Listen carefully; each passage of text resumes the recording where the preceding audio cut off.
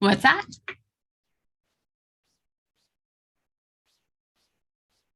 Hey, we're about to go live.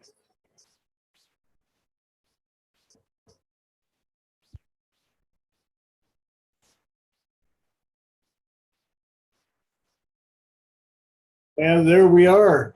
All the recordings started. Welcome to Triple T number 7575.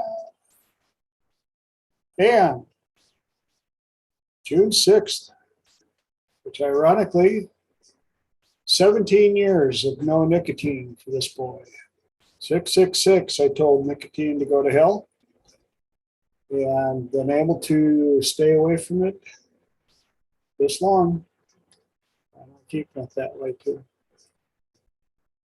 For those of you joining in or watching the recording for the first time, thank you so much. My name is TJ Zudo. I call myself a professional problem solver. Again, yes, the disclaimer. No, it doesn't mean I know everything, but I do know how to ask a lot of questions to help people find the solutions that they're looking for. I also have a website, theTSWB.com, thetallskinnywhiteboy.com, and I offer a free 30-minute consultation. That is your time to ask me any questions you want. Tell me about what kind of things you would like to work on. And if we're a fit, I'll let you know. If we're not a fit, I will let you know. And we will find you the perfect solution for the situation. For those of you that are watching, you already know that I've got a YouTube channel because that's what you're watching it on. For those of you watching live, thank you so much. Hi, Mom.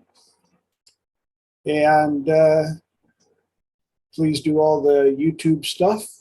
Click on the subscribe and ring the bell so that you can be notified of all the latest and greatest recordings coming out. And please leave comments.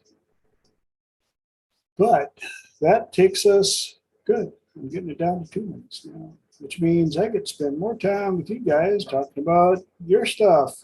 So who's got anything they'd like to share? Ahas, epiphanies, holy cows from this last week since we were here last. Anybody? Good. I didn't know if Holly was popping in. I learned the difference between I can't, I won't, and I don't.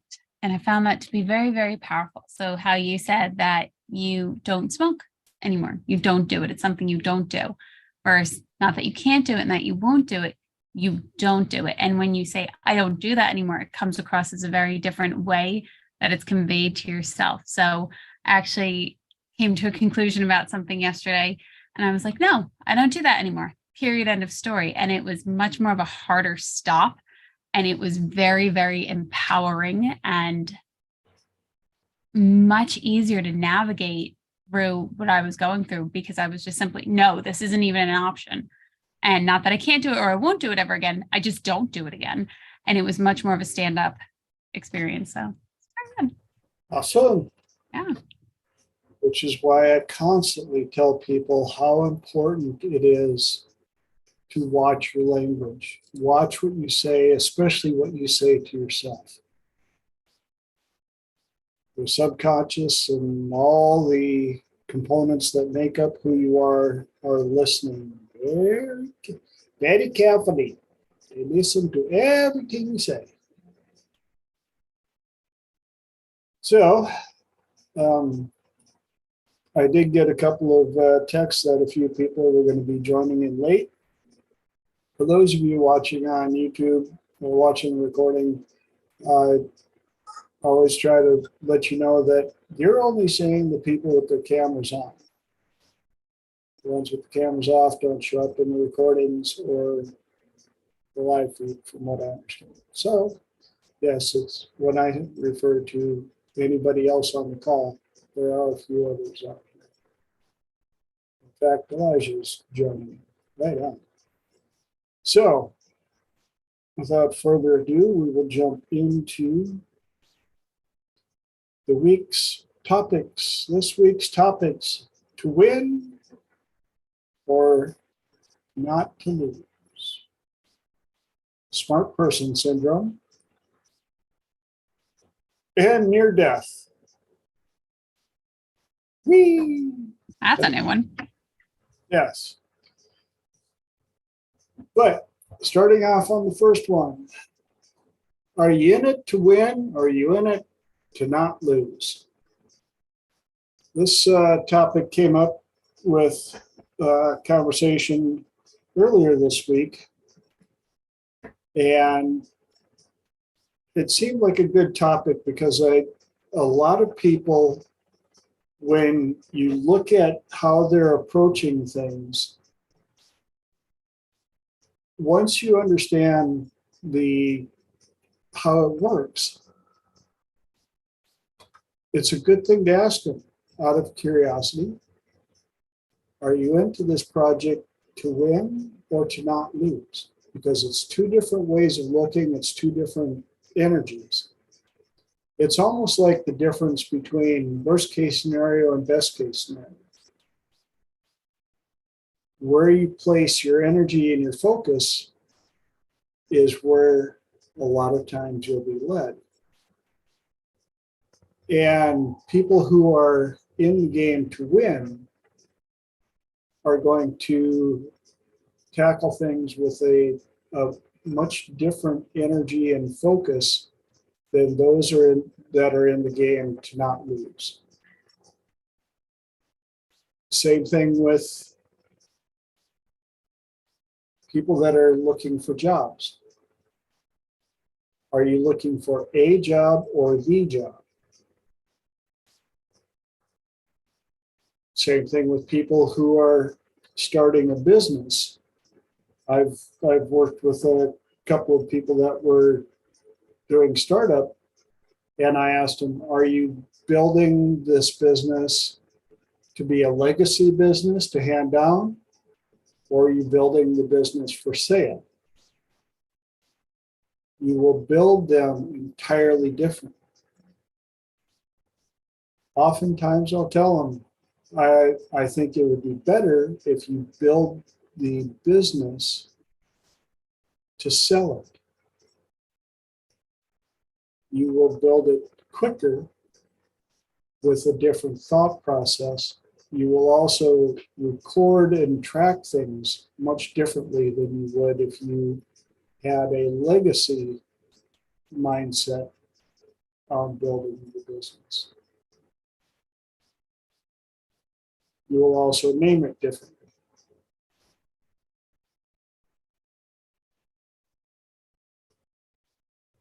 A lot of this, again, comes down to mindsets and how you're viewing the actions, why you're taking the actions, how are you doing the actions, which will all affect your outcome immensely.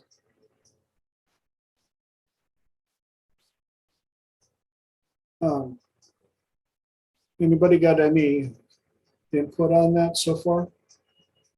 And that was something that you mentioned a while ago about building it when you don't name it after yourself, and when you build it for somebody to transfer to somebody else.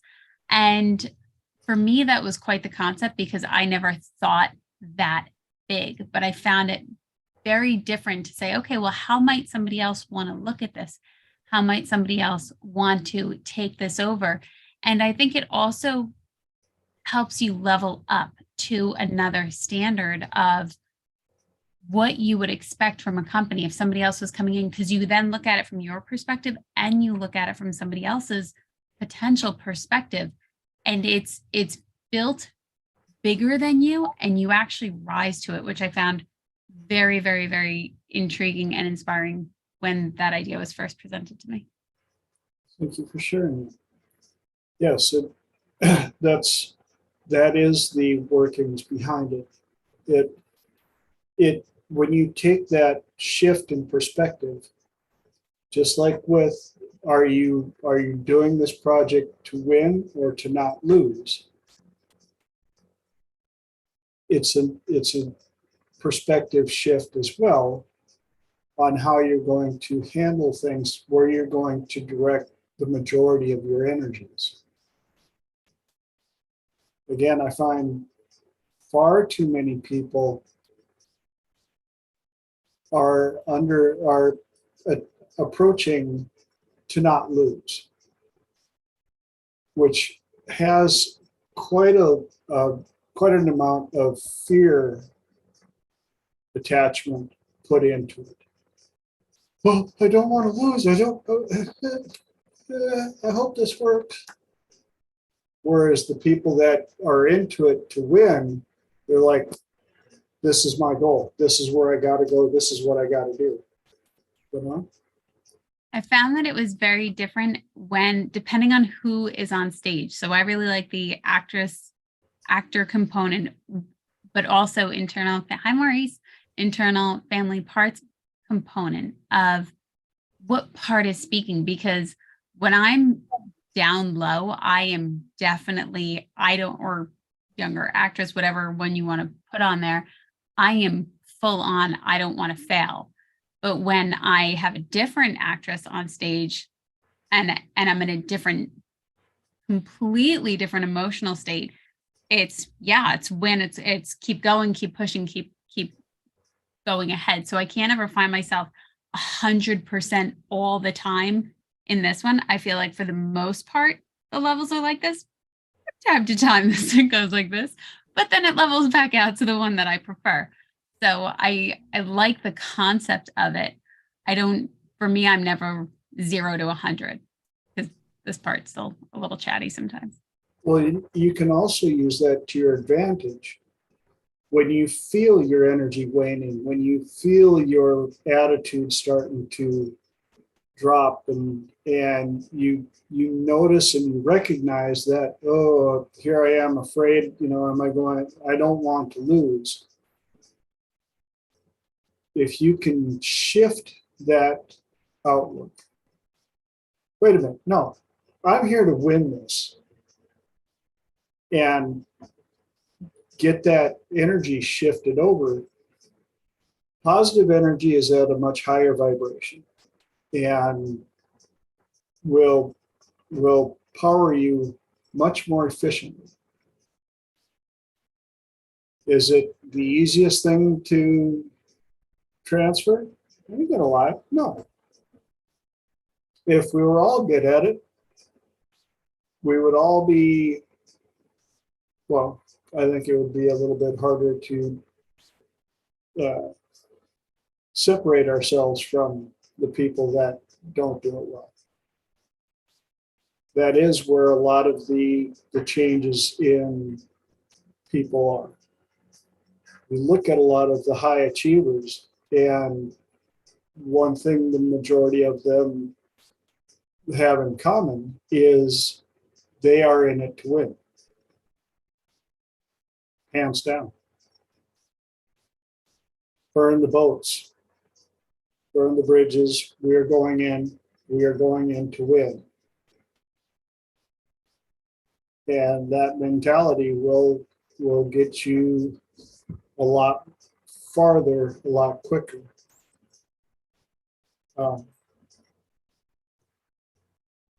That went a little quicker than expected. I guess I was in it to win. Anybody got any questions, ahas, epiphanies on that part? I know some of you guys just popped in late, so anything you want recovered on that, or yes, please. So I was just going to add, earlier this week, I know I mentioned when we first signed in, I can't, I won't. And what I found to be most recently, Andrew Huberman talks a lot about dopamine and how dopamine just wants more dopamine. So when you're stuck on your phone and you're stuck in like a death scroll or something, I found that I was way more chaotic in my head, and what I refer to as chaotic and twirly, and just all over the place, and it sucked.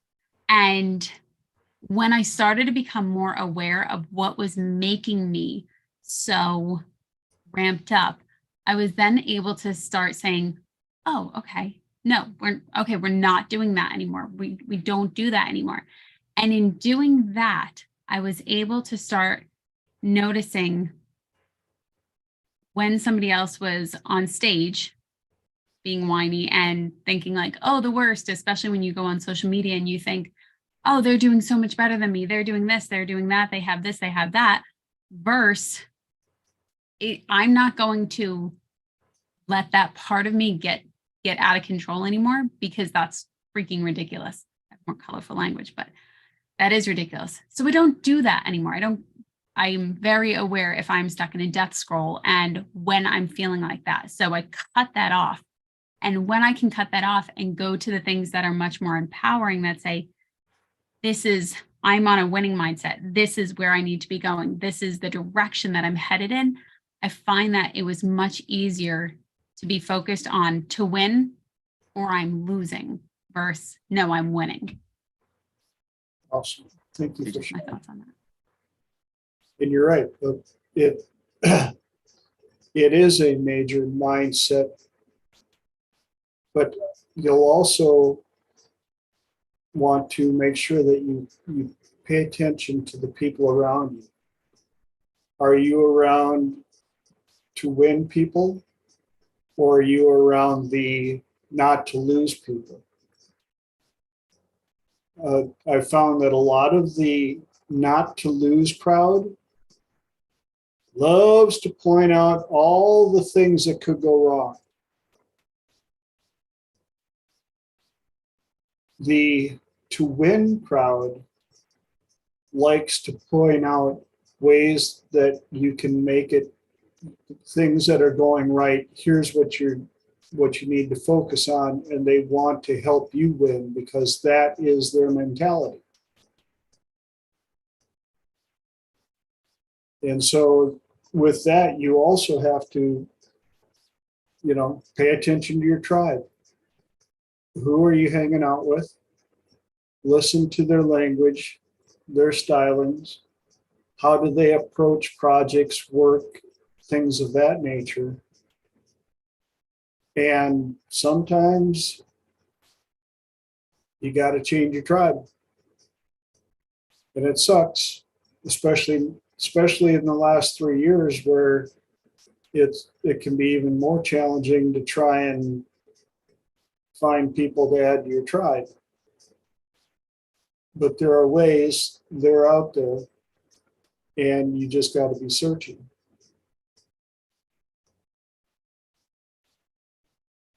Yep. I got two questions. Obviously what you're saying makes sense from an intellectual perspective, but just from a practical perspective, first of all, what do you do when you know you can't afford to lose? How can you get yourself focused on rather than not losing? And then second of all, if it's a battle that you didn't even want to fight in the first place, how can you bring that energy of not only am I going to fight this battle that I resent having to fight, but I'm going to bring it all and I'm going to win it, not just not lose? Great questions. Anybody want to answer before I jump in?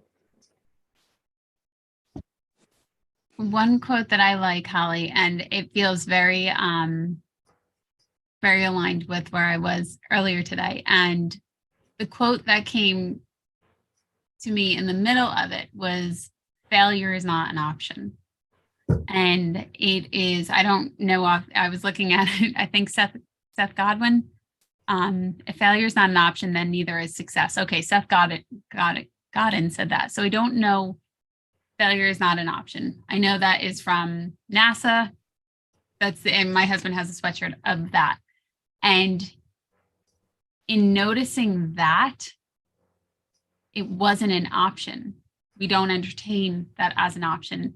It leads it open to, okay, then there's plenty of things that I can do. Since that's not an option, what's the best of the options to navigate out of this as swiftly and quickly as possible?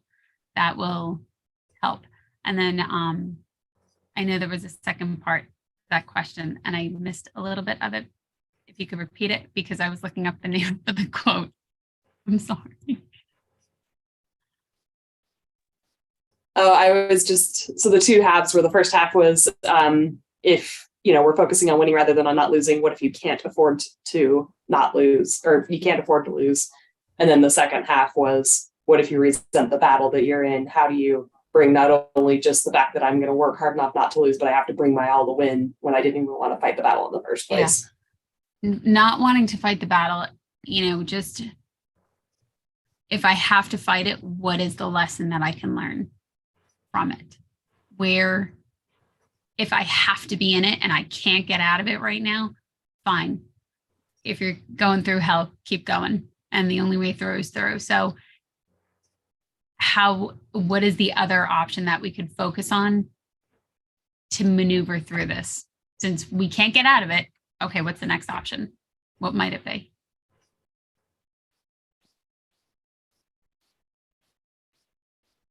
Now, those that have been around Planet TJ for a while probably know one of the answers I'm going to give on this.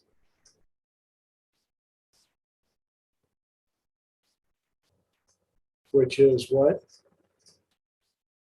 Always 3 solutions to every event, situation, or problem that occurs. Even when it's amazing, even when I have clients who are like, there's no other solution. I've tried everything. I've tried everything. Okay, well, if you had to try 3 more things, what would you try? Miraculously, they somehow managed to come up with 3 more things. And One of the things inside that statement, TJ, that I have issues with is that there's a problem. yes. It's not a problem, it's an opportunity. It's Mhm. an opportunity to do something different. And as long as you keep seeing it as a problem, guess what it is? Exactly. And that's why I phrase it 3 solutions to every event, situation. And I throw in problem because that's something that people, if that's what they're identifying it with, they still have the ability, for some reason, to still come up with 3. But the other thing, not all battles are winnable. And it's okay to take it as a lesson to go, done. On to something else. Even Jocko Willman, Navy SEAL, big guy, knows how to take out people in, I don't even want to think about how many ways he can take people out. Said that if somebody comes up to him and wants to start a fight,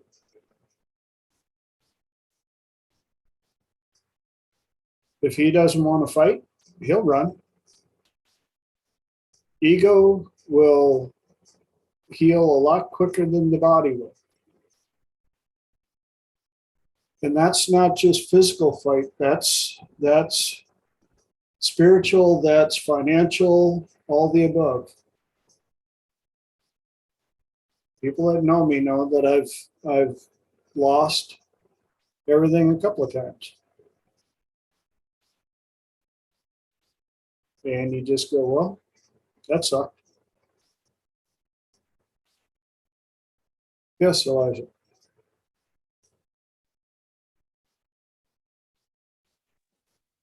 Hello. There we go. Hello. Holly, can you hear me? Yes. So this whole thing, the whole time I've been listening, sounds like away from motivation versus towards motivation, right? And people always, they say, for those of you who don't know, people always move away from pleasure, away from pain and towards pleasure, right? And everybody does both, but you don't know how much or what the combination is for each person. Some people might move 53% away from pain and 47% towards pleasure within a certain context. And then in a different context, they might be 20% towards and 80% away from, or something like that, right? So, first of all, I'd like to say that there's nothing wrong with away from motivation, meaning there's nothing wrong with not losing. Not losing is not losing. Okay? So if you're not losing, that's not a bad thing. Okay? That's the first thing. So your question, I believe, was what was the first part? Remind me. What if you can't afford to lose? Right. Okay. So it becomes then about, you see, when people think about like, I can't afford to lose, let me ask you, when you think I can't afford to lose, what's the next question that you ask yourself?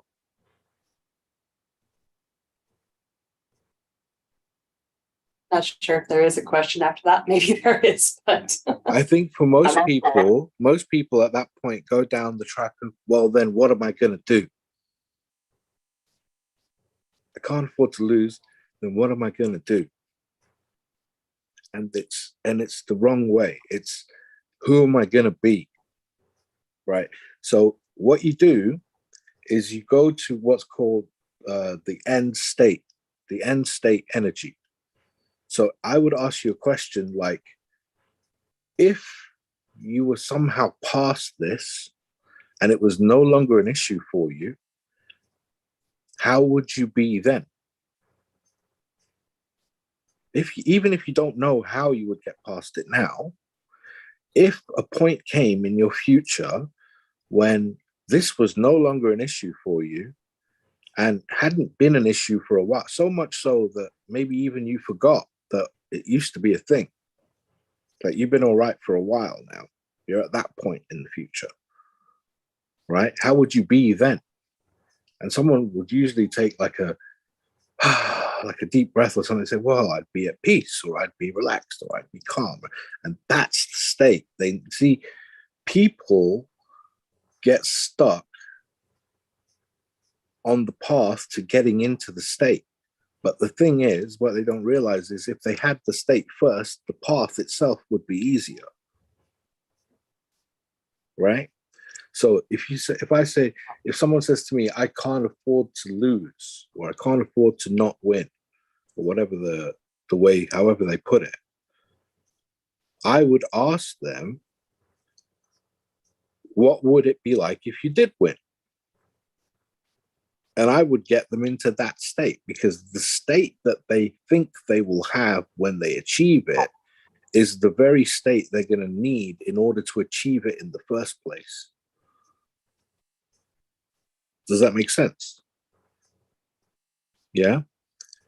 And then the second one was about not wanting to fight the battle in the first place. Well, that to me is a question more about boundaries and who you surround yourself with and how long you tolerate when people approach and encroach on your boundaries.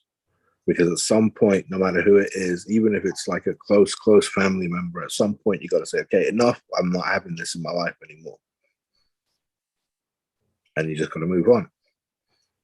It might seem a little bit harsh, but eventually we kind of learn that lesson. And that's how I see those questions in those ways, if that makes sense to you. Yeah? Thank you. thank you. Great answer. Fran's got her hand up. Sorry, can I talk now? Yeah. Coming from an emergency services perspective, I automatically, this is my go-to thinking, that in these circumstances, it's really helpful in the good times when you're strong to build up your resources list, to actually make a safety net list so that you've got them written down on paper or on your phone or wherever you need information stored, so that when a crisis strikes and there is no option, you can't accept not winning because it's, well, it is unacceptable. If you've got your list and your safety resources already clearly laid out before you go into a nosedive or a tailspin, then you feel more resilient, you feel stronger, you can think better, you can get out of what sometimes happens to me, the sort of amygdala hijack, getting into panic mode when disaster does strike. And you've got your list of people, you've got your list of resources, you've got your list of, first you do this, then you do that, then you do the other. By the time we've got to number 3, you've freed up your thinking and your creativity. And in my belief and experience, I think you handle a crisis and you can't afford to lose or you have to win situation much better if you've got your resources in place before you meet the crunch situation. Thank you. Yeah. Super cool. Thank you for sharing that. That's what I love about this group. You guys, that's why if there's ever an example of why you want to have a tribe, be part of a mastermind group, be part of something, this was it right here in a nutshell.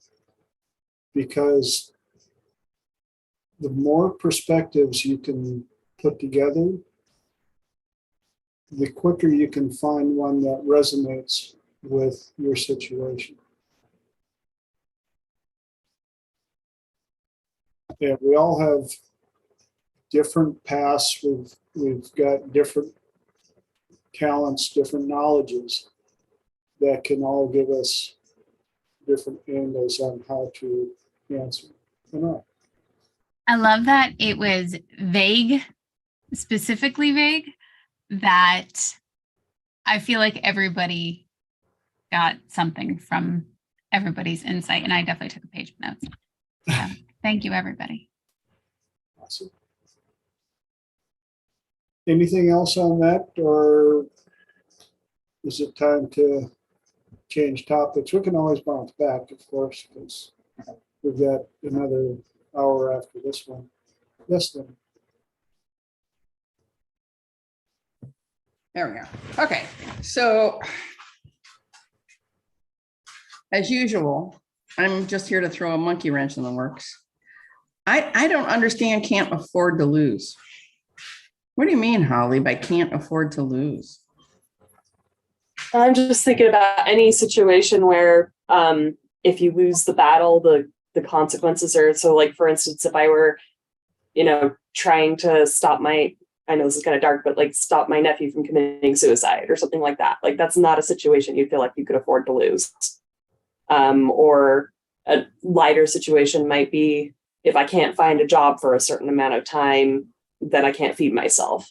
So basically the stakes are really, really high, and the cost of losing could be life or death.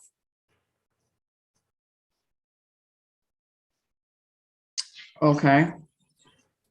So it's not like a common everyday experience. This is a really extreme kind of thing is what you're thinking about. Yeah. Okay. Because I think that, I'll just offer this up, and this is probably a little bit off of the tack you were going to take, but my dad had a saying, and he said, sometimes the worst thing that could happen is the best thing that could happen. And I can't tell you how many times he's been right. And sometimes I would get invested in an outcome, but that outcome was the outcome I wanted, but not the outcome that was actually best. So for instance, let's take the case of your nephew. Maybe if the worst came to worst and he actually attempted suicide, but lived through it, and that changed his life for the better. And I know that's an extreme example, but I don't know, I guess the whole, can't afford to lose. I get the don't want to lose. I get the don't want to lose really, really, really bad, but can't afford to lose kind of makes it sound like there's no recovery from whatever the loss is going to be. And I think that's, there's always recovery, and sometimes it comes with a lot of change, but there's always recovery. But I just think the can't afford to lose puts an awful lot of pressure on an individual to acquire an outcome that, I can't say you don't know for a fact is the best thing, because that's kind of not really sensitive to the situation or the people involved.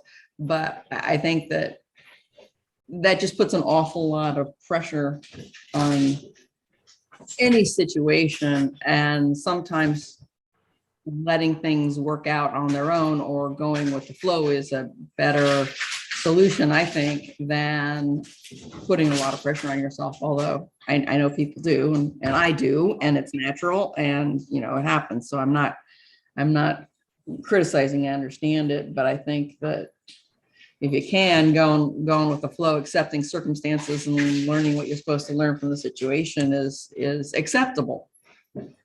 And it's, you don't have to win them all, and you don't have to be first place every time. And I guess I just kind of wanted to throw that out there for all the people who are struggling just to get by. And the concept of first place is so far beyond their grasp at this moment that it would, maybe offer them a new perspective that first place doesn't have to happen every single time. So I guess that's what I was thinking. Cool. Thank you for sharing that, because as you were sharing that, Linda, it brought up the amount of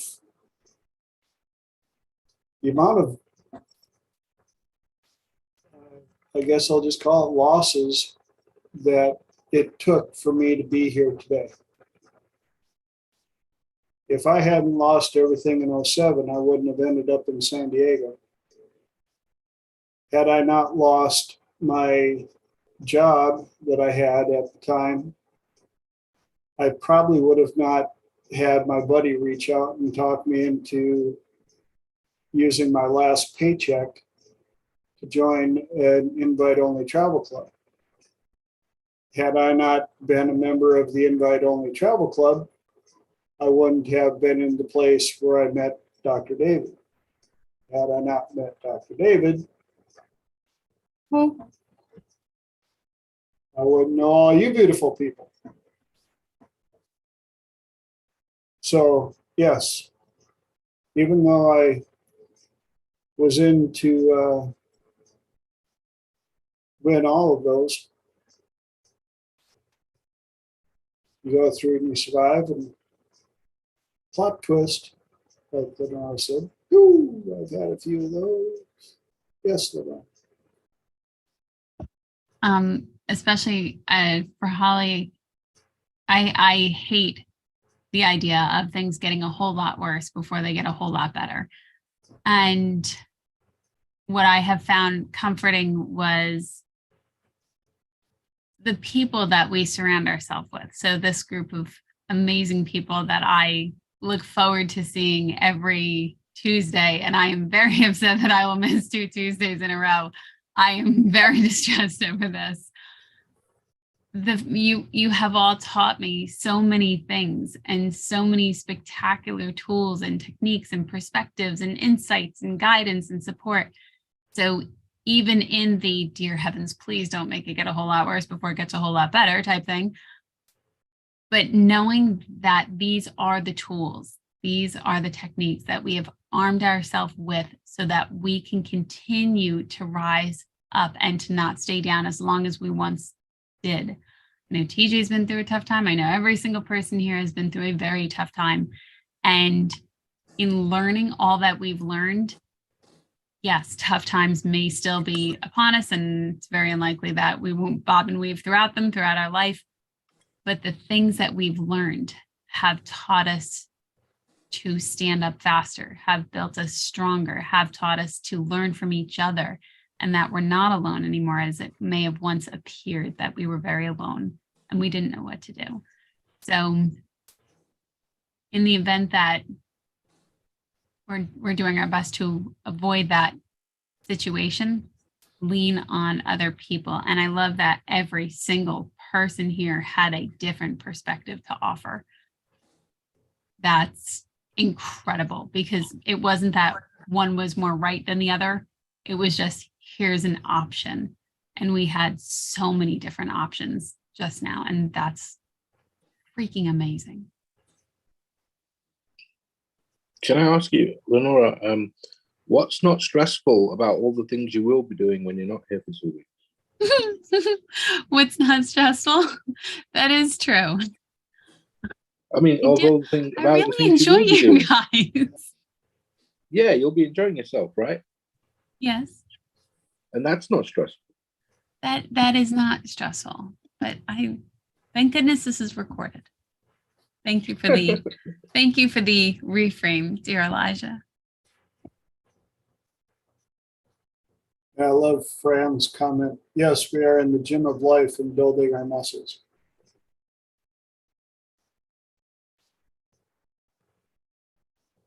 All right. Well, that was awesome. Now we've got anything else before we try to fit the last two subjects into the rest of the hour? No? All right. Out of curiosity, who on the call here knows what smart person syndrome is? I already know that. Yeah, But that one as well. I'm raising my hand. You probably can't see, but I'm raising my hand. Uh-huh. It can mean a lot of different things in a lot of different environments. But in the realm that a lot of us work in, smart person syndrome is the situation where we try to be the driver and the passenger at the same time for therapy work or change work, which generally doesn't get us near the change work, if any, that we had come for. The reason this one came up is I had a client in the last couple of days, and for a consultation, and they were going through a whole lot of smart person syndrome. And I tell you what, the reason, thank God Dr. David Snyder taught us to have so many tools in the toolbox. Because I was about to give up. I ain't gonna lie. I had to pull out more widgets and tools and all the above before I could figure out what would work with this client. And to get back to the definition or an example of what we in the industry call smart person syndrome is when somebody's trying to put you in trance, put you under so you can do some change work, and you're sitting there, eyes closed, and you're like, I wonder if this is working. Am I in trance? Oh, they're good. Well, I got to remember that one. Yeah, that one probably not. Oh, their breath is bad.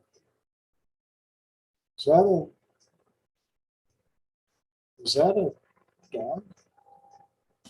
Wait, what was the question?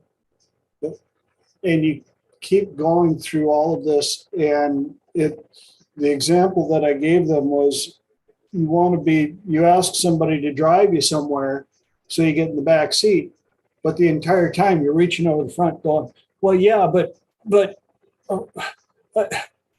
maybe you should turn this way, or well, what's the road feel like? Like, sit back and let somebody do the work. And for those of you that may or may not have gone to, a practitioner to try and get some help, if you recognize that situation, it's okay to let the practitioner know that either you're having a hard time focusing with the change work, or you can both explore together to try and find what works for you. Some people need the 15-minute, what I call boredom induction. Some people don't even need their eyes closed. You can just talk to them and do conversational change work. But you need to recognize all the above and have as many tools in your toolbox as possible to work with a number of people. I know I'm not a very good hypnosis subject. I've only truly gone under less than a handful of times. And so for those that have done it,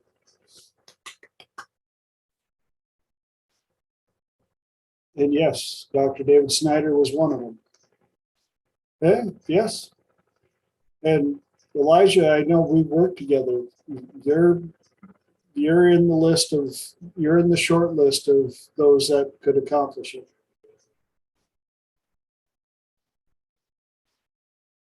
But typically, my issue was I'm sitting there listening for something that I might want to use. Is this working? Oh, that was a good one. Yep, I'm going to have to remember that. No, you're not supposed to remember stuff. You're supposed to just chill out. Let's get some work done. So that's just a real quick, I just wanted to drop that in, especially for anybody that's watching on the call or watching the recording and thinking about getting into the hypnosis line of work. Understand if you're doing exercises and stuff, recognize what smart person syndrome feels like, looks like, acts like, so that you can also try to work with your practitioner to get the change work you may be looking for. Anybody got any comments, epiphanies, ahas to add to that before we? You want to know how to deal with it?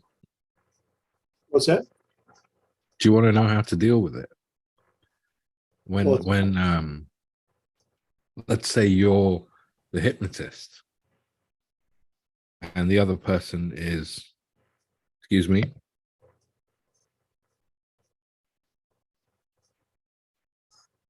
The other person's what? Sorry, I had to mute because I needed to cough. Oh, okay. Yeah, so when you're the hypnotist and the other person is sitting there like, I wonder if I could steal that. Am I in trance yet? Are they better than me at this? Oh, they're actually quite good. I don't know. Do you want to know how to deal with that? Would you like to know? You just pace it. You just pace it. Okay. And what I mean by that is you purposefully say things out loud in your patter that acknowledge that the person is doing that. So you say, now you may be listening, or a part of you may be thinking about other stuff. but that's okay because there's a deeper part that blah, blah. And every now and again, you just acknowledge that that's happening. And what happens is it becomes a part that they can verify within their own experience. And it encompasses them in an even wider range trance, if that makes sense. Because they think that the part that's thinking is what's keeping them out of the trance. So you envelop them in an even wider trance that encompasses that part that thinks it's not in trance. If that makes sense. Yeah? Yeah. You just acknowledge it and you pace it. And it works every time. I'm glad you brought that up. Excellent resource for everybody. Yes, Lenora. There are times where, especially if you've been through it enough times and you've had somebody guide you through some things, there are times where I will bring in avatars and I'm working through something on my own because unfortunately people have lives and I can't just interrupt them, calling people up in a burst of tears. So I do find that I can be the driver and the passenger, but it's taken a very long time to do it. That being said, it's to manage smaller things because there are other times when I will talk with people that other people will bring to light something I had no idea was hiding dormant. So I strongly recommend not just trying it by yourself. I strongly recommend working with anybody in this group, but absolutely a professional of sorts because you do not know what you do not know. And there is a whole lot of blind spots in there. Once again, trying to be the driver and the passenger of the same vehicle can be a bit of a challenge sometimes. And if it's okay with you guys, we got 8 minutes left to talk about near death. The reason I bring this one up is another client last couple of days that had massive amounts of limiting beliefs, self-talk, and lack of motivation, and a lot of other things. And so I brought up to them that one of the major life-changing phenomena for humans,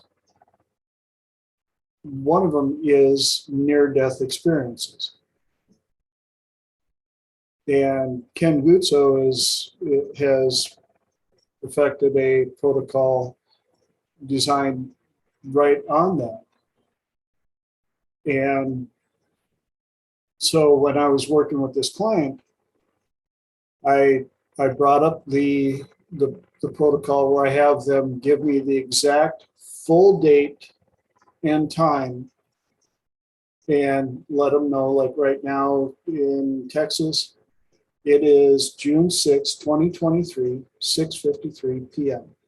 The fact that you can hear my voice, we can have this conversation right now, means that you have survived 100% of everything life has ever thrown at you. There's not one single thing from your past that you are not stronger than. And I repeat that twice to them. And with this client, I said, now I want you to write this date down and this time, because I want you to write it down that this is when you die. They're like, wait, what? I said, yes, the old you passed away. Now it's up to you to decide what choices are you going to make from here on out? Who do you want to be? What do you want to do with this new outlook on life? So the next time when you die for good, for real, and you go to meet your maker or whatever reference you want to use, you don't show up with them going, Hi, well, you're finally here. Over there is all the stuff that I was ready to give you. All you had to do was ask. In that box is all the talents that I gave you that you never used. Over there is the life that I had for your kids designed, but you never took your talents and gifts and inspired them.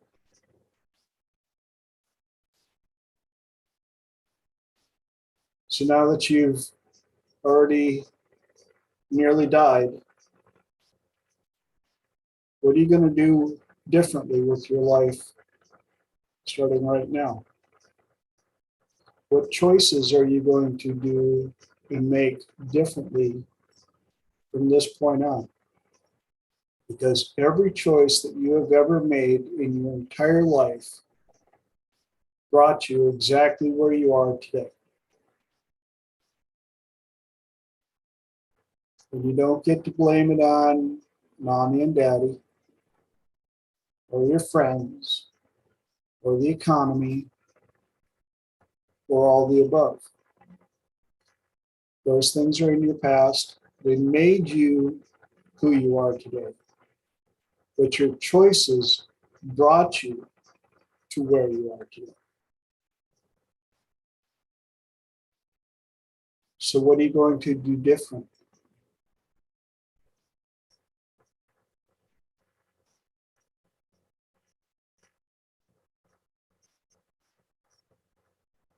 Any comments? Yes, Lenora. I love the one that you mentioned about meeting that version of yourself. The one that I found really powerful also was Les Brown's, when he does this beautiful speech about all the talents and all the skills that are standing around you at your deathbed, and they're looking at you with angry eyes. And they said, we came to you and you did not use us. We now have to spend eternity knowing that we weren't used, or spending eternity with the person that you could have been, I think is also really powerful. And I don't know if anybody's dove into Dolores Cannon's work. Holy bananas, hold on to your hats. And that one I found extraordinarily powerful. And it's something I think about really often, about if I'm on my deathbed and I didn't try, or if I didn't clear this thing that's holding me back. And oh my God, if I look back and I think, why you didn't just deal with the uncomfortable emotion that you were experiencing, or you knew how to get around it. You have everything you need. And I think from that standpoint, talk about shifting from I don't want to fail to I must win. I have to win. I have to go this way, because that one is extraordinarily painful to think about. And it gives me relief to know that it's June 6th, 2023, and coming back to this moment. See, there's an excuse me, there's an example of an away from motivation that works really, really well. Yeah. Right. The desire to not have regret one day. For me, that's also a very powerful motivator. Yeah. Okay. Thank you. Yep. Thanks. Linda. I want to say thank you to Lenora, because she brought something up. I used to think about that, about being on my deathbed and looking back. And I have to say that I think that's probably one of the things that has made me so bold in my life, and has made me so willing to have a lot of the experiences that I've had, both physical and paranormal. And I don't want to, and it's funny because I hadn't thought about that in a long time, but I think what happened was I thought about it long enough that it actually incorporated into my consciousness. And now it's just a part of me that I want this experience. I genuinely, truly want to have this experience. So the other thing is, perhaps I misunderstood, but my understanding of near-death experiences is that people are naturally changed. They're as a consequence of encountering, whatever's out there, the other side, experiencing the other side, that it's like, oh, there's spiritual epiphanies and other consciousness contact modalities. And there are many, psychedelic experience, shamanic experience, ET contact experience. There's a whole bunch of them, but my understanding that near death is like the rest. It's like when we move outside of our body in our human limitations, for lack of a better description, it changes our worldview, our perceptions of our world, ourselves. It just literally destroys and rebuilds our entire framework for our lives. And as a consequence, people naturally and fluidly make different decisions for different reasons and different outcomes, because now they have an understanding they didn't have before. Exactly. Lenora. I love that you said that, Linda, about having an experience. And for the longest time, I would think that an experience was going to completely alter my entire life. Like it was just going to be that one moment. And I didn't realize that it was steps along the way. And there were pivotal moments that really were impactful, but it wasn't that one experience that completely altered my life. For me, it's been steps along the way. So I love that you pointed out that it was, in some cases, it is a specific event. And in other cases, I don't think it is a specific event. I think it's every step that you take that lead to that more pivotal moment. Linda. Yeah, you're absolutely right. You're absolutely right. I think the near-death experience is probably one of the most dramatic. Completely impactful. Yeah, impactful, because people know they're dead. And when they come back with another shot, another bite at the apple, it's pretty dramatic. But for people like me, and I'm just totally agreeing with you here, who have had some phenomenally extraordinary experiences, it takes more time to process it, because my entire framework didn't get destroyed all at once. It's like, a peg gets pulled out and a new peg gets put in, and you just keep rebuilding. So I totally agree. There's the slow method and then there's the fast method, and I'll stick with the slow method. Thank you very much. We're just clarifying for the universe. We're okay going step by step. Yeah. Although this brought up perfect time for this quote by David Goggins.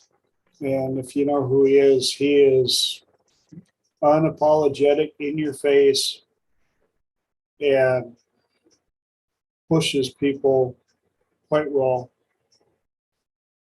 And his quote is, "You're in danger of living a life so comfortable and soft that you will die without even realizing your true potential."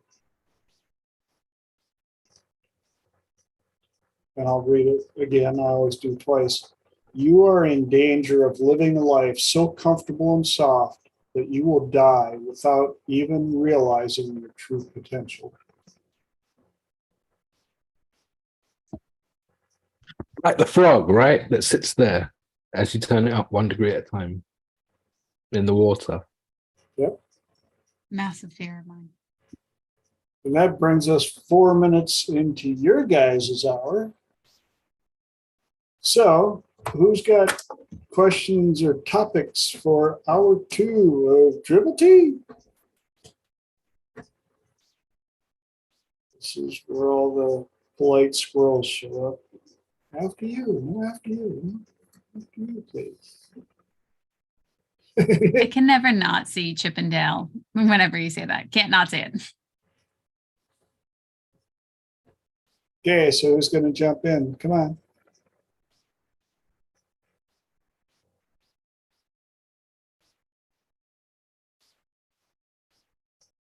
I know some of you have notebooks with questions. I know you're being the flight school. So I had an epiphany a couple of nights ago, and I love those moments when I have an epiphany, right? Mhm. And we're not really here to talk about what my epiphany was. That's not what I'm going to say, but I'm going to ask, just as a general, what is it for everyone? Like, what is it that you like about epiphanies? For me, it's like suddenly I got it, and it makes sense in a new and different way that forces me to change the way I've been thinking. But at the same time, this kind of feeling that it was easy, it was natural, it was right in front of me the whole time, like all this overwhelm of, like, not bad overwhelm, but like so many different emotions and feelings happening all at once as those connections are made. And that's what I love about my epiphanies. I was curious, like, the last time you had an epiphany or an aha moment, like what is it that you guys, if that's something you enjoy, what is it that you enjoy about that? Oh, there's a basket of squirrels. Okay, come on. I love them. You know what's funny, Elijah, is I had a thought this morning. I find that there are days that I'm really clear and I get great downloads and great insights. And if I don't write it down, if I don't take a video about it, if I don't really, if it's like a fleeting thought just between me and me, and I don't record it in some way, shape, or form, it's gone. And it drives me up a banana hole, drives me nuts. So I have to write it down. And here's the other thing I thought this morning. Not only should you write it down, record it in some way, shape, or form, Lenora, you need to look at it the next day, because then if it might not be there first thing in the morning, and it was something that like got you so excited the day before, and then you're like, random thought, and before you know it, you could be back into default mode, and you're like, wait. And it's literally like there's fine, we'll go with squirrels. There's a minion. Mine are usually minions going through a Rolodex, trying to figure out what it was yesterday. What was that? So I'm strongly adamant about writing it down, recording it, and then rereading it the next day. And I absolutely love epiphanies. Could not agree with you more. This is something, journaling, I'm going to mention real quick. I do journal. I have been journaling for years. And I recommend it to everybody. I think it's great to just empty your brain of thoughts, even if they don't really make sense and it's not coherent. Just get it on paper or get it in a book or type it if you're a typing person. I like pen and paper. But also, yes, that I might not read it the next day, but like 3 months down the line, 6 months down the line, 2 years down the line. And it's so amazing to read, like, oh my God, I completely forgot that I was going through that. Yeah, I recommend journaling to everybody. Linda. For those here that journal, I'd like to know how often you journal, what time of day you journal, and how long you spend writing in your journal. Okay, for me, real quick, every single day, for at least 8 or 9 years now, I think I might have missed 100 days in 9 years, which is not that much. I journal every day, and it's at different times. A lot of times it's at night before I sleep, and sometimes it's just a quick 5-10 minutes. Other times I can go for like hours. So usually at nighttime, it's kind of, emptying. I see it as kind of emptying the thoughts out of my head before I sleep, so that I can actually fall asleep without thinking too much about what happened that day.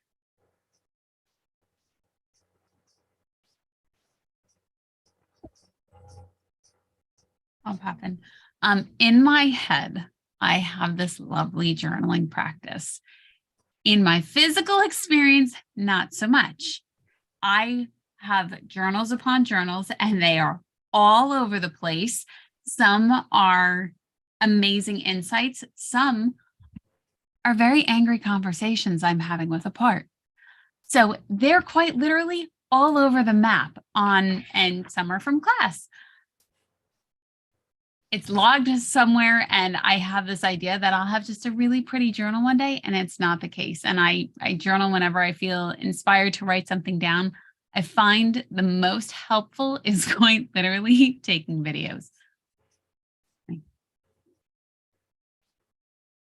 That reminded me of a story from Jim Rohn when he was talking about, he always said, get yourself a really good, high quality, leather bound journal.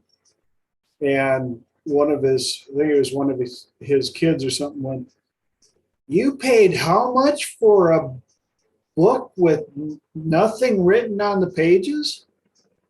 He goes, exactly. That's why you have to write in it to make it worth what you want it to be worth. Because then it becomes more valuable than any other book in your house. Well, and you're right, Elijah. There are times that I'll pull out, I've got old journals and look back and read them and go, oh yeah, oh yeah. Oh, I forgot about that.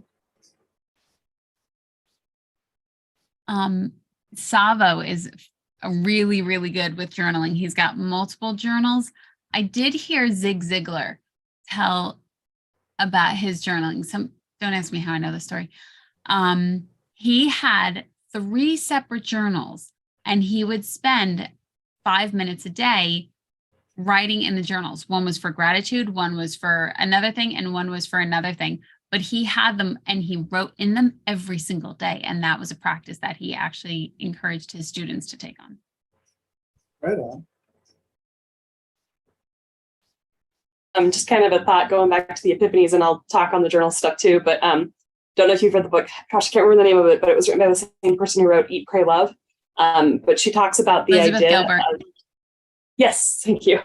She talks about the idea that ideas might actually have a life of their own. And so she actually talks about the point of, hey, when you actually take a minute to write it down, to read it the next day, to work on it, you're honoring the idea and you're giving it permission to stay in your life. And if you're not willing to do that, like, it's testing you. If you're not willing to do that, then it's going to move on to the next person. So yeah, just kind of a second, that definitely is very important. For the journaling, I did do that for a while. And kind of my thing was, it would depend on the phase of my life. Some phases of my life, I really wanted to write a lot. And some phases of my life, I just wanted to keep the habit. And so, the rule for myself was just, if I'm going to write for maybe, 5 minutes, that will be enough to keep the habit. And then if I want to keep writing, I can write for as long as I want after that. But if I'm like, okay, nope, that's all I got in me today, then I'm good. And I will say that it does make a big difference. And then it also is helpful to go back and read that too. But especially go back 10 years and remind yourself of that camping trip you went on or whatever that you forgot you even took, because that gives you your reason for doing it. I love the idea of reviewing epiphanies because of the sheer simplicity of the epiphanies. They are usually these incredible truths that have been sitting right in front of your face. And all of a sudden you see them, and sometimes you only see them for a moment. Yes, Lenora, you need to write them down because they're gone so quickly. But that moment of incredible truth in a total simplicity is the perfection of epiphanies for me, that it was so simple, I didn't see it. Awesome. TJ, I just wanted to say, I'm one of those people who buys, like the really nice looking leather bound. Oh, you can't see what's in it, but it's like maybe 2/3 full, almost 3/4 full, this one. And then I have the black, this is going to be the next one, because I know this one's going to get full soon. So this is going to be the next one. I love them. I love the leather bound. I love the smell. I love everything. I think it's great. I mean, not against typing in any way, and I do like the idea of saving the trees and that, but it doesn't have the same visceral effect for me when it's not pen on paper, So Yeah, think I love them, and I think they do gain value the more you feel them. Yes. And I lost one of mine. And oh, talk about bum me out. So I would all be of so mine mad if I lost one. on the inside sleeve, it definitely has if found, please return, reward offered, all the above, because all of that, you know, it's not like I copied it off of another book that I could go buy. It's like the other thing that came up, Squirrel dropped this off when Lenora was, I don't remember exactly what you said, but it also reminded me of the concept that you can't be a prophet in your own land. And how many times have we been around, you know, parents or something like that, and or we're trying to tell somebody something, we've told them 17 times, and they go and hear somebody say the exact same thing, but it's an epiphany. Oh my gosh, you won't believe what I just learned. Yeah, I've been saying that forever, which also comes back to what are the three most expensive words in trying to learn something? I know that. Well, yeah, you learned that, you heard that how many times before? But now you've lived more, you've learned more, and you may have another angle, which you could easily call an epiphany. I've been through this class 17 times, and all of a sudden, boom, I had an epiphany. Yeah, Because, did anyone here ever read the same book, you know, a yeah, second time or a third time, and it had a different meaning, or you saw things and understood things different? I'm pretty sure the words in the book didn't change, right? right? So it must be something in us, in the interpretation, in how we've grown, that allows us to reach that additional depth on a repetition in the future, you know. Yes, because every morning you wake up, you are not the same person that you were when you went to sleep. You may Or think, even from when you just said went to sleep. yes, and stuff. But that's the whole thing. As we keep experiencing, things that you hear will impact you differently because of what it's being stacked on. It's almost like, I don't know, I don't play a lot of those games, but what's that? Jenga. Tetris? Tetris or whatever, where all of a sudden another set of blocks shows up and they fit for some, and you're like, oh, epiphany. Yeah, Tetris. Yeah. That one. So, anybody else got anything they want to add to that, or do we have? Yes, Lenora. Savo, Linda had asked about a journaling practice and what she was asking for insights on journaling practices. And I did mention that you are somebody who journals. Yeah, thank you for bringing that up. I do. I love journaling. That's how I learn. And sometimes, like, if I don't have my notebook with me, I just take notes in my phone. So, for example, last night when I went to a new group, and I asked the person that was facilitating if it's okay for me to just use my phone to take notes so they don't feel disrespected. That's how important it is for me to usually within this webinar, I get about like 3 to 5 ideas that I write down, and then I keep it organized. I have a lot of different books for different topics, and then in the end of the day, I just sort of organize it so that way when I read, like there's like, let me see if I can get this in the camera. but like right here on my table, I don't know if you guys can see, there's like so many different notebooks, and that's just a part of it, but for for different topics. So that's how I do that. And yeah. Right on. Awesome practice. Linda. Okay. For those among us who are journaling, for the elucidation of those among us who don't journal, how often do you go back and go through those journals to, for whatever reason, get inspiration or just do a memory or something? So you write all this stuff in the journal. How often do you go back and go through the journals, and how far back do you go? I learned from John Grinder in Alicante, Spain, that all the resources come from the past. He would always say that he would trust unconscious almost more than Dr. Milton Erickson himself, and he would always say that resources are coming from the past. So that's a great question, and just like our problems and traumas and issues are coming from the past, which is less than 1%, like over 99% of positive resources come from the past. And I think by sort of like reminding yourself, like, so I have different books for different seminars. So if I go back to, let's say, 2017 seminar with, let's say, Marissa, then by reading those notes, it almost feels like kind of like age regression. You go back in time, and the memories and the whole room and people you met, everything comes back. For me, Linda, it's a little bit random.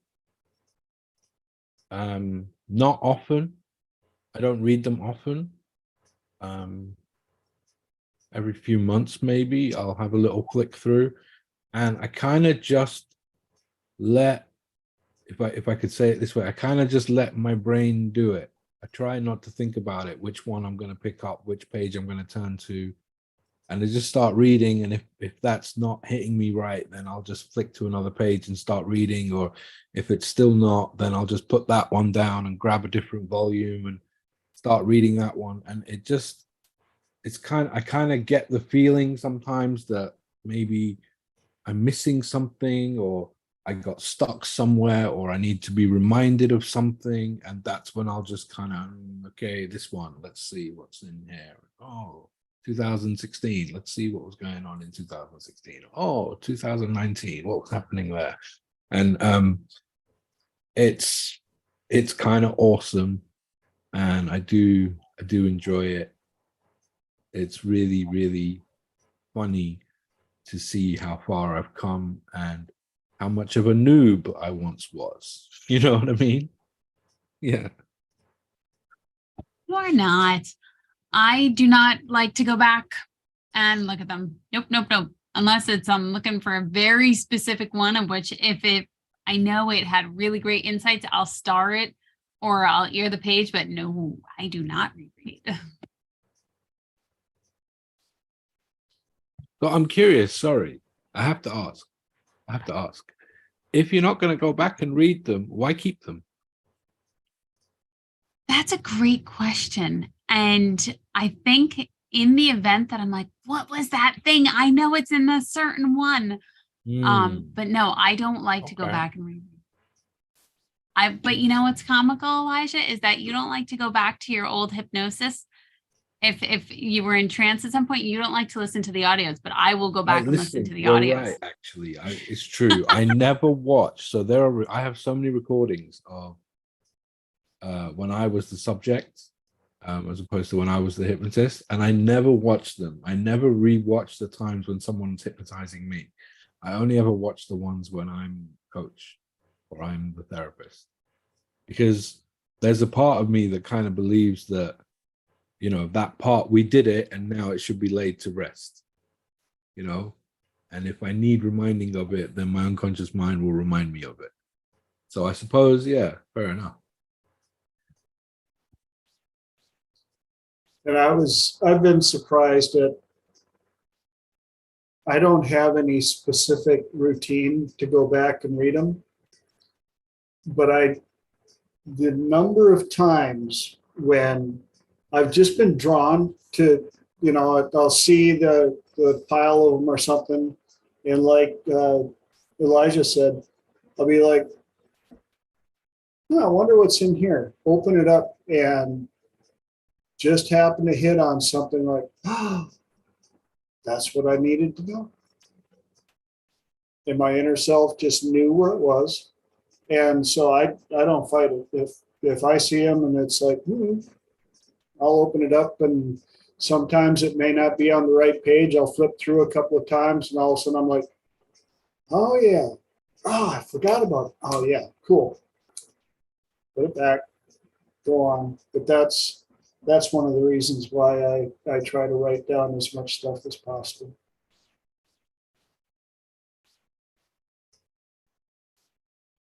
Yes, ma'am. I like that spontaneous re-reference. That makes sense to me. And I kind of wondered about the journaling, and I had a lot of people tell me I ought to be doing it, but I'm like, well, okay, I'm going to spend all this time writing it down. I'm never going to go back and look at all this stuff. I mean, why? What? What's the point? Having said that, I absolutely agree that, and I do this, that sometimes I feel like I'm looking for something, and I'll just look on my bookshelf, just grab a book and flip open a page. And it's amazing how often that exactly what I'm looking for, or a new twist on, or a point in a fresh direction, comes out of just, grabbing something potluck like that. So I like that idea of the potluck re-reference. That makes a lot of sense to me. Awesome. Thank you. Potluck. So here's another thing that I do might be helpful.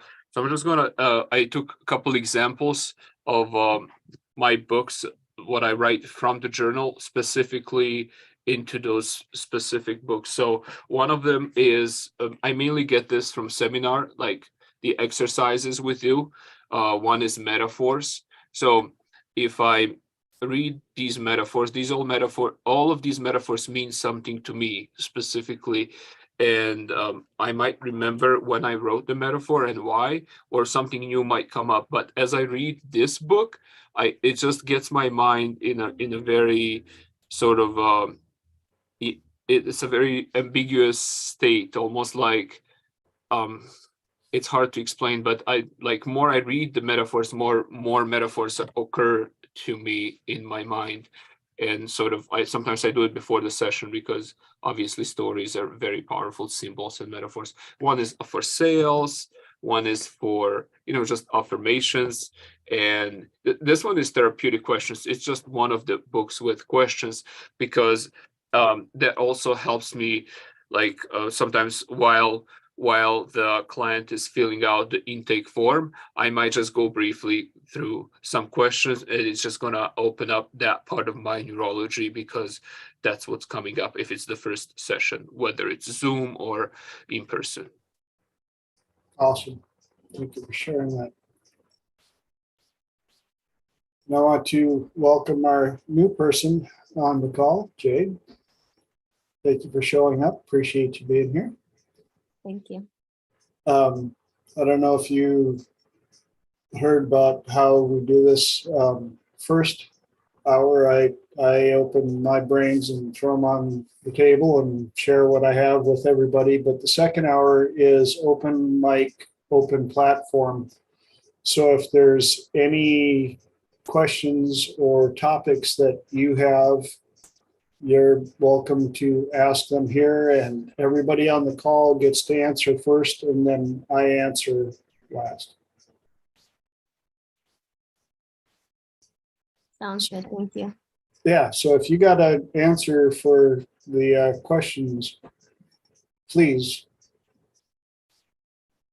I think somebody mentioned you guys are speaking about journaling. I don't know if it's about a specific type of journaling, but I have so many journals I like to use my journals for writing down my thoughts.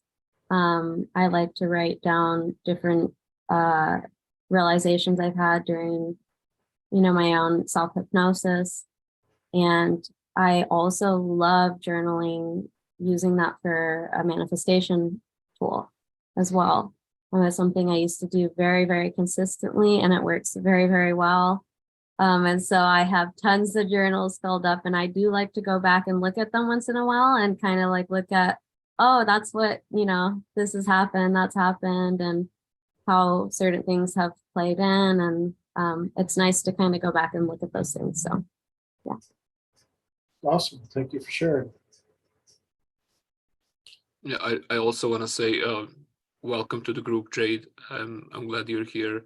Jade is, for those who don't know her, she's a very successful hypnotherapist. She had her practice for many years here in California. And so I thought maybe if I let her know about TJ and sort of that we can all benefit here from sharing and learning from each other.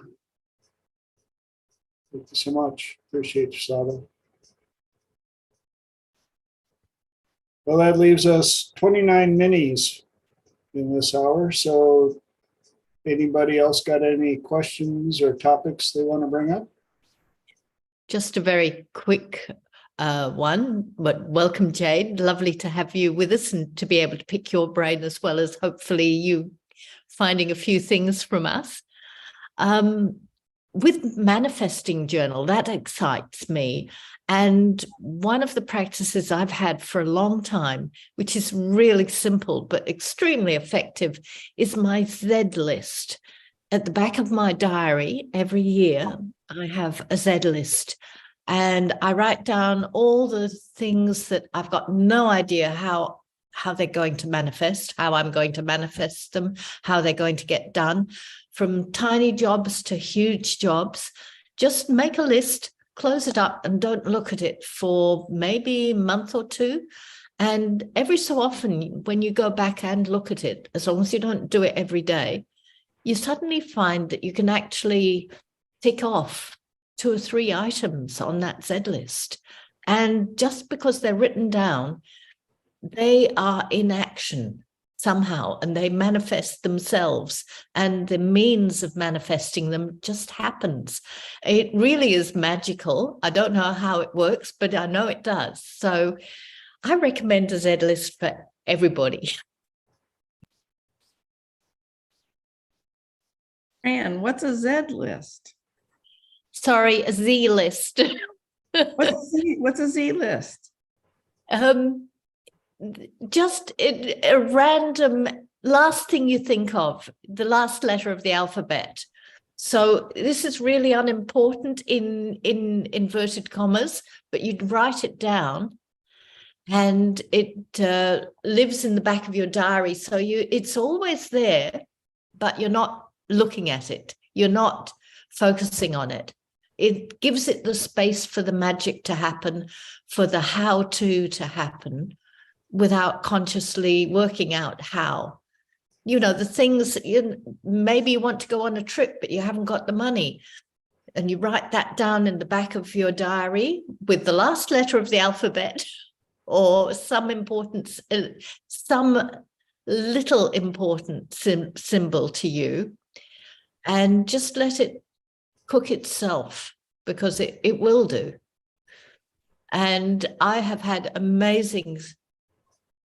unbelievable things occur that if I'd been picking away at it, they wouldn't have happened.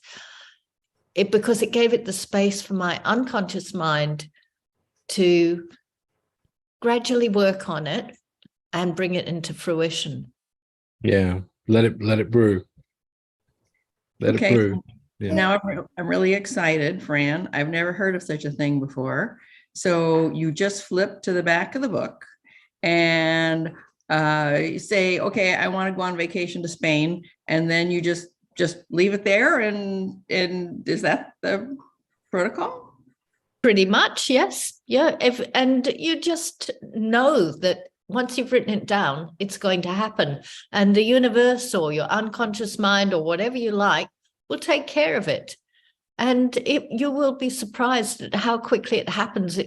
It may take a month or two to have the means. It may take longer. It may take less. But once it's in action, you've brought it into the universe somehow. You've planted the seed for its creation, and it will. And, I do this every year, and I review every maybe 3 or 4 months what's happened. And I really can just strike out 2 or 3 lines that have already happened. And I thought, why was I even bothered about manifesting that? Big, small items. Yeah. If you make that your practice, you will be pleasantly surprised. Yeah. So can you go back and like say, okay, I want to go to Spain. And then 2 days later, you're like, oh yeah, Mallorca. So then you go back, you go Mallorca, Spain. And then a couple of days later, whatever it is, I want to go see Gaudi. And then, okay, oh, I'm going to go see Gaudi. And do you go back and add, or you just do it the once, turn it loose on the internet or on the internet, on the universe? That was a weird association. And forget about it. I think if you pick at it, it doesn't work so well. If you get too precise on what you want and how you want it, it may be more difficult to manifest. If you leave it fairly open, it will sort itself out. And if you wanted to go to Spain, but you end up wanting to go to Portugal instead, the universe will sort that out. It won't be a big deal. It'll just fix itself. Or the means to go to Spain will be exactly the same means that you need to go to Portugal. So you can change your course there. Just don't be too specific and just leave it alone. Don't pick it like a spot on your face. Just leave it alone. Hey, how did you know I pick on spots? Yeah, Fran, I love that. I have goosebumps. I'm in love with your idea. So yeah, serious takeaway. Thank you. Go play. I will. Well, cool. This is what I love about the second hour. Kind of like the proverbial box of chocolates. You never know what you're going to get. So, who's got another chocolate to share? And Jade, this is usually where all of the polite squirrels show up. I don't know if you know that reference. After you. No, certainly after you. No, you first. I insist you first. No, really, after you. I'm just going to wait till somebody, I don't want to jump right in. I don't want to step on anybody's feet. So, if you have something. I will say something since you said that. Yes. All right. I'll go over the journaling technique that I like to use. And I give it to my clients as well. But a friend shared it with me, and he happened to call it clear talk.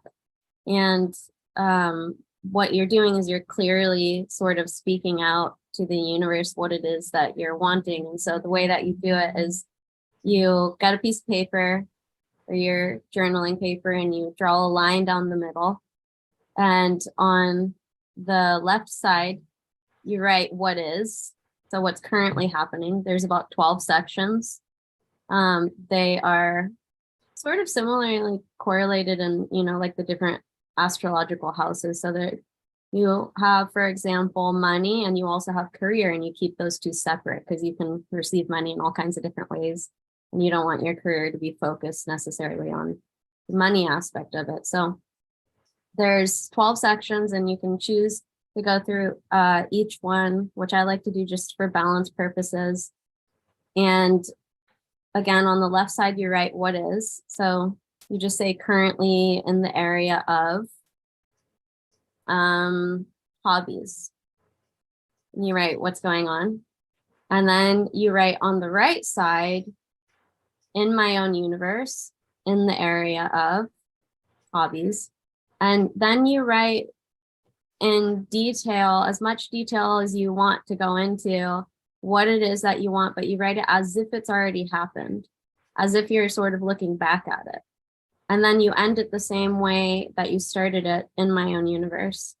And so what I find about that technique that I love about it so much is that when you journal and you are looking at the things that you want as if they've already happened, you put yourself in that experience. And so you actually begin to tap into what it would feel like if it was actually happening now. And the more detail that you go into, some people can get stuck on details, so it depends on the person. And so for some people, it's better to do less details. But if you like to get into the details, then that's cool too, because you're, like I said, clearly telling your brain the direction and what it is that you want to create. And the more that it knows what that is, the more it's going to know it when it sees it. So your brain's actually looking for that now on a sort of subconscious level. And again, you don't have to think about like, how am I actually going to have this happen? Because you're tapping into the feeling. And the more you think about that, your brain's getting the message. Oh, well, you know, why would she be thinking about this if it wasn't possible? So it must be possible. And now you can open up the possibility to find different ways. And that might happen in all kinds of different ways. But what I've found is that everything I've written, whether it's like little tiny things or the bigger things, which happen to take a little longer for me, but the little things will happen overnight. And they always make me laugh. And I always give a warning with the journaling as well, that sometimes when you write what it is that you really want, some things have to move out of the way in order for that to happen. So you don't want to get stuck in the process of it, of like, oh my gosh, I just lost my job, but really I didn't want that job anyway. And so we can kind of look at what's happening in the moment and be like, oh my gosh, this is terrible, but it's actually a really good thing because it's leading us to what we really wanted. So yeah, I love that technique. And the more often you do it, the faster it happens. So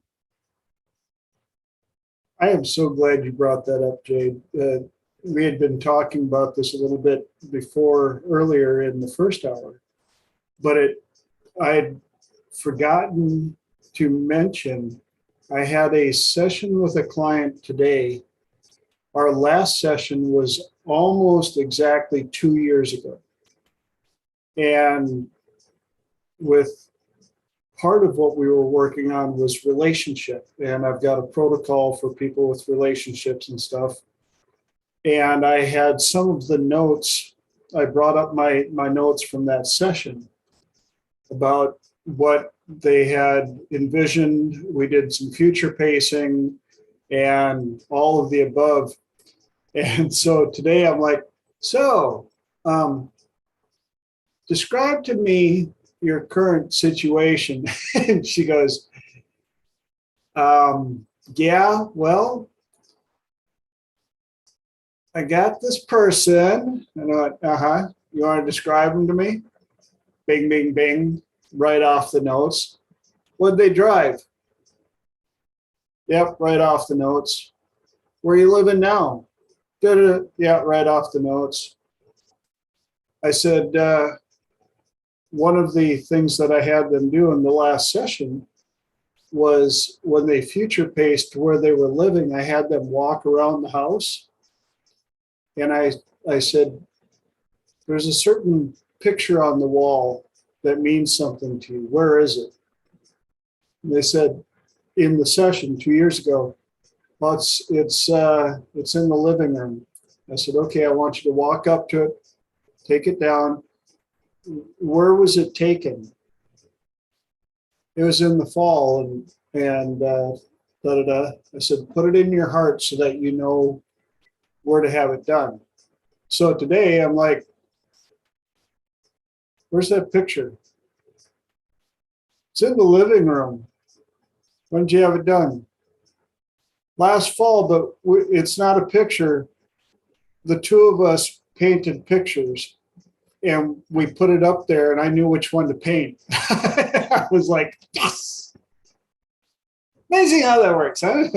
They're like, they said, you don't know how many times I've looked at my notes and I've looked at my journal and my list of, and they pointed out something, said there were a few things that they had forgot to put in their list about their person.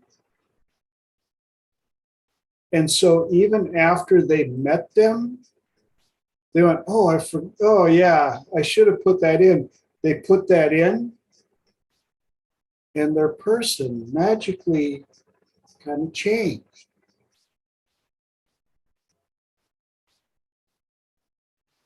And I'm like, there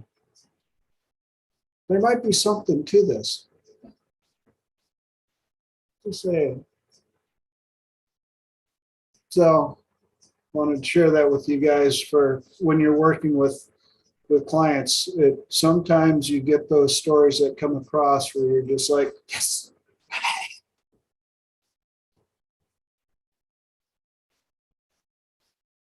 Okay, back to you guys. Sorry. I completely agree. I think it happens very often in many cases there where everyone else has to change because you change. You see, it's futile to try and change someone else, right? Because you can't change someone else. You can only change yourself. But the amazing irony about that is that when you do change yourself, everybody else must change to accommodate the new you, right? So you are who you are, and you behave the way you do, and people respond to you the way they do based on how you are, right? Everybody with me? Okay. If you then suddenly change into somebody who's different and you start doing things differently, then the responses that you're going to get from people in the world are going to be different because you are now behaving differently. So those responses will also be different. But from your perspective, it's them who changed. Right? So a lot of times you'll find that, like if I work with someone who's got like extreme anger or something, and I help them to find peace with their anger and become, whole and all that other cool stuff. It's amazing how many times they'll come to me and say, yeah, it's crazy how everybody else changed. And really it's you who changed. And so they had to change to accommodate the new you. And so you can feel empowered by that because it means you don't need to wait to see what everybody else chooses. You just make your own choice and let the chips fall where they may. Yeah. I think it's also empowering because some people think if I make the change, I'm going to have to find this whole new group of people. In fact, a lot of people will accommodate your change. And like Elijah said, they will change. And of course, there is a saying, it says, those who matter don't mind, and those who mind don't matter. So.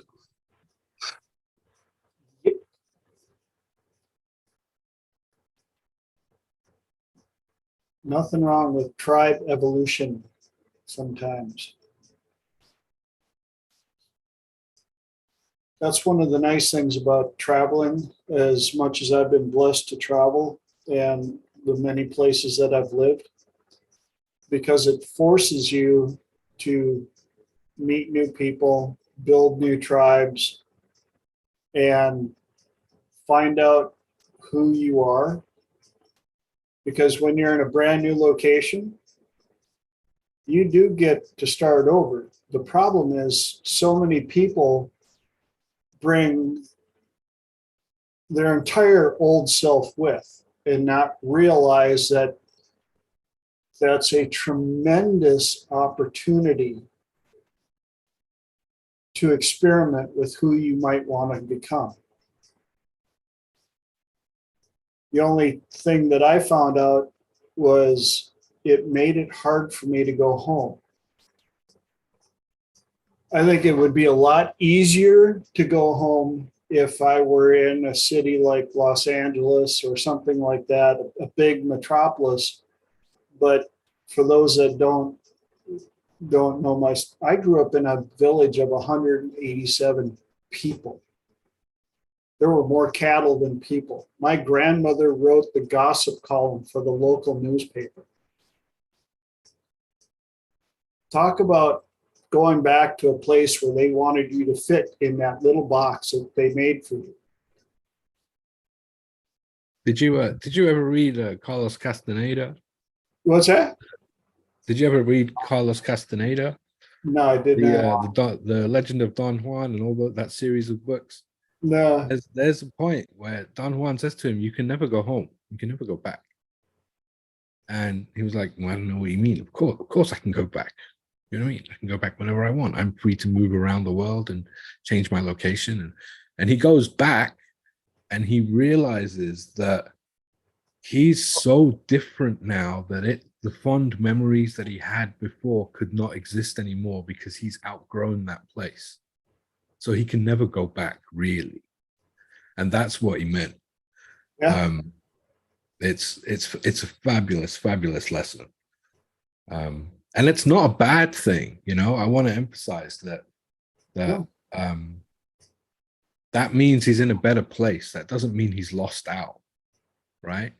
And what Sabo was saying about those who mind don't matter, right? So if the people are important enough and you're close enough with them, you'll be able to elevate them. They'll be inspired by your stories and they will, you know what I mean? You'll still be friends with them. It's only the ones that don't matter that will get left behind. Right? Absolutely. And I've got friends back home that have never moved away. And nothing against them. That is their world. That is their, you know, it's just like a lot of people go to the buffet and some will only eat they only go to the buffet for the grilled cheese sandwich. Nothing against grilled cheese. I love a good grilled cheese, but when you're like, there's also the seafood island and the salad bar and no. That's a little, that's for other people. I've been to the salad bar. I've been to the seafood. I'm going to get as much as I can because life is short. You mentioned every time I go on a holiday, especially if it's one that's like, you know, not like if I hop to France or Germany or something, that's like, it's local for me. You know what I mean? But if I go to America, if I go to Asia, if I go to, you know what I mean, one of these places and do a big trip, it's crazy because when you come home and you're like, dude, the world that I was living in is so much smaller than the actual real world. You know, and you come back as like this big idea of like, and then, you know, and this next part is not a suggestion, but slowly, you know, with all your spatial anchors and your time anchors, and you get back to your job and you get back to your friends and you kind of get sucked back into your own smaller world. But it's really nice, that feeling while it lasts, where you have that kind of expansive awareness within you of how much more there is out there than what you normally pay attention to. Here is something else that it's not a suggestion either, but it might be, depends how you look at it. Like TJ said, the life is too short. And I have this good friend of mine who now he works for me. He had his own shop. Maybe you know him, Jade, Mr. Brian. He's doing paint, and he's very sincere and very calm person, and he brings peace, and I like to have people like that around. And every time I go places, he always looks at me, he goes, have fun or make the most out of it.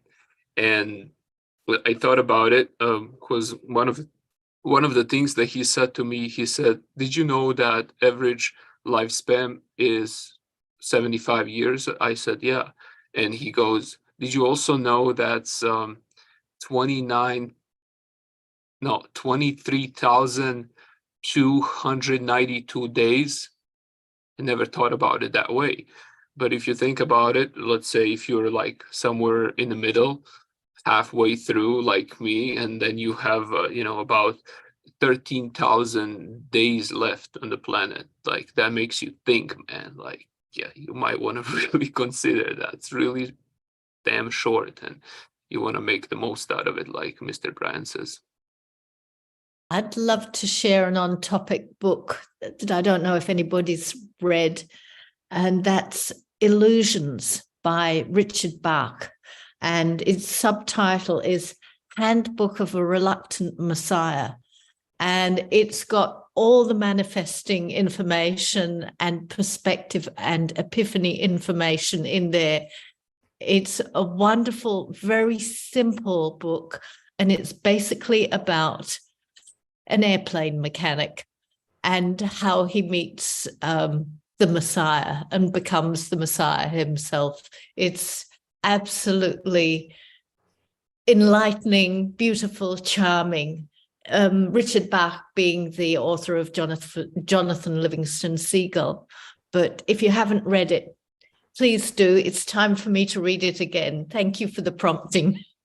Awesome. Thank you for sharing that. If you don't mind, could you type that title and info there? Cool.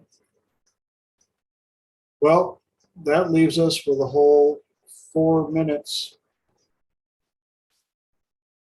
in episode 75. Any other last minute ahas, epiphanies, comments that anybody would like to share?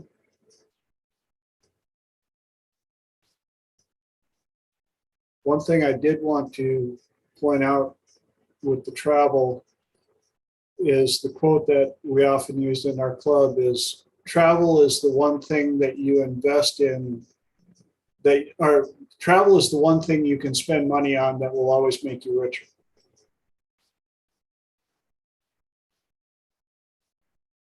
Because just getting away allows you to see what it is when you get back home.